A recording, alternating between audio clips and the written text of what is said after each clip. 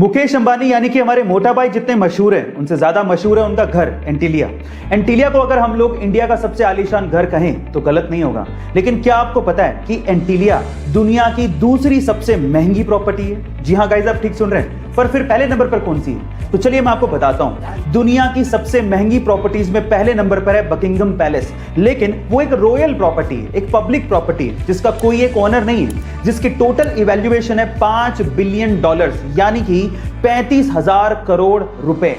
और दूसरे नंबर पर आती है मुकेश अंबानी की एंटीलिया, जो कि एक प्राइवेट प्रॉपर्टी है जिसे मुकेश अंबानी खुद ओन करते हैं, जिसकी आज की इवैल्यूएशन है $2 बिलियन, यानी कि 14,000 करोड़ रुपए। हमारे मोटा भाई ने इंडिया का दुनिया में इतना नाम किया है, उसके लिए एक हार्ट तो बनता है। गाइस, ये किसे पता था कि एक छोटा सा वायरस हमें घर बैठने पे मजबूर कर देगा। और फिर उसके बाद आज से 33 साल पहले शूट हुआ एक पौराणिक सीरियल हमें दोबारा से दूरदर्शन पे देखने को मिलेगा, और उसके बाद यही सीरियल पूरी ही दुनिया में व्यूअरशिप के झंडे गाड़ देगा।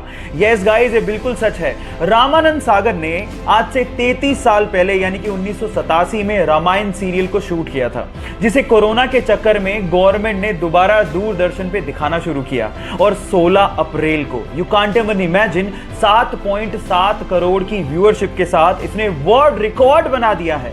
इससे पता लगता है कि भारतीय कला और भारतीय इतिहास के चाहने वाले पूरी दुनिया में बहुत लोग हैं। अक्सर हमने देखा है कि एक लड़का किसी लड़की को प्रपोज करने के लिए रिंग देता है, लेकिन क्या ऐसा ही कुछ किसी और प्रजाति में भी होता है? जी हाँ गाइस, ऐसा ही कुछ पेंगुइन प्रजाति में भी होता है। कुछ पेंगुइन प्रजातियों में एक पेंगुइन अपनी पूरी जिंदगी के लिए एक पार्टनर को चुनता है, और उस पसंदीदा पार्टनर को पाने के लिए वो उसे एक गोलाकार और स्मूथ पत्थर देता है। अगर वो स्मूथ पत्थर फीमेल पार्टनर पसंद करके अपने पास रख ले तो दोनों पेंगुइन एक साथ रहना शुरू कर देते हैं, मानो जैसे कि रिंग सेरेमनी के बाद उनकी शादी हो गई हो।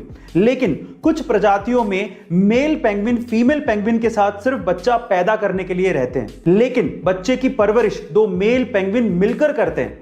आपने अक्सर गौर किया होगा कि पब्लिक ट्रांसपोर्ट जैसे कि बस, ट्रेन, मेट्रो, इनमें महिलाओं के लिए, बुजुर्गों के लिए और फिजिकली चैलेंज लोगों के लिए सीट्स रिजर्व्ड होती हैं, लेकिन फिर भी इन सीट्स पर आम लोग बैठे रहते हैं। और महिलाओं के आने के बाद भी, या फिर बुजुर्गों या फिर फिजिकली चैलेंज लोगों के आने के बाद भी ये लोग अपनी सीट नहीं छोड़ते। क्या आप उसके पीछे का रीजन जानते हैं? उसके पीछे का रीजन है एजुकेशन, जो कि हमें हमारे बच्चों को स्कूल के शुरुआती दिनों में ही देनी चाहिए, जैसा कि जापान में होता है। जापान में बच्चों को स्कूल के शुरुआती दिनों में ही सिखाया जाता है कि अगर आप किसी पब्लिक ट्रांसपोर्ट में जा रहे हो और अगर वहां पे कोई महिला या फिर बुजुर्ग या फिर फिजिकली चैलेंज्ड पर्सन या फिर कोई प्रेग्नेंट विमेन आ जाए तो तुरंत अपनी सीट को छोड़ें और उन्हें बैठने को जगह दें। गाइस, क्या आपको भी ये लगता है कि इंडिया में ऐसी एजुकेशन शुरुआती दिनों में ही बच्चों को देनी चाहिए?